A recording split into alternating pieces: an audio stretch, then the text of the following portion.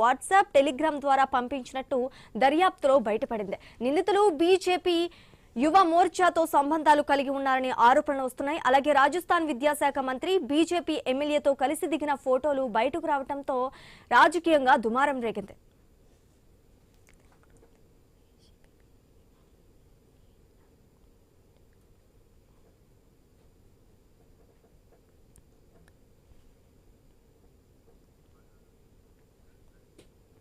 మరోవైపు ప్రశ్నాపత్రం లీకేజీకి సంబంధించిన సంచలన విషయాలు వెలుగులోకి వస్తున్నాయి. నీట్ పరీక్షకు వారం రోజుల ముందు రాజస్థాన్కు చెందిన ఇద్దరు సోదరులు ఓ వైద్యుడి నుంచి ప్రశ్నాపత్రాన్ని కొనుగోలు చేసినట్లు దర్యాప్తులో వెల్లడైంది. సికారోలోని ఓ హాస్టల్ యజమాని ఈ లీక్ ను బయటపెట్టినట్లు పోలీసులు గుర్తించారు.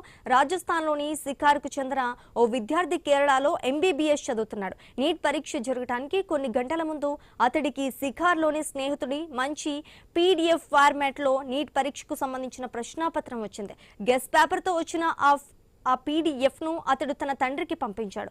దీంతో హాస్టల్ యజమాని ఆ విషయాన్ని ఓ కెమిస్ట్రీ టీచర్ దృష్టికి తీసుకువెళ్లాడు.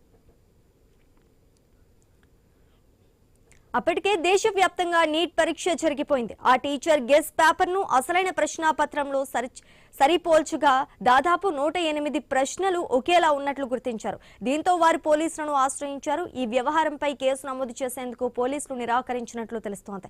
దీంతో వారు ఎన్డీఏకి మెయిల్ పంపించారు. అప్పటికే పరీక్ష జరిగి 4 గంటలు గడిచిపోయింది. మెయిల్ రిసీవ్ చేసుకున్న ఎన్డీఏ ఇంటెలిజెన్స్ బ్యూరో సాయంతో దర్యాప్తు చేపట్టింది.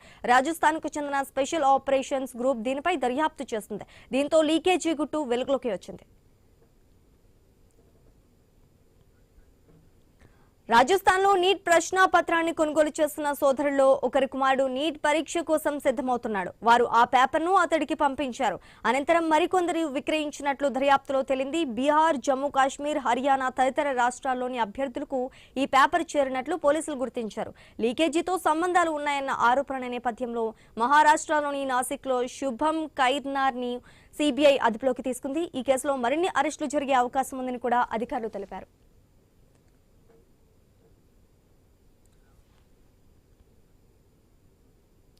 కోవిడ్ మహమ్మారి సృష్టించిన బీభత్సాన్ని ప్రపంచ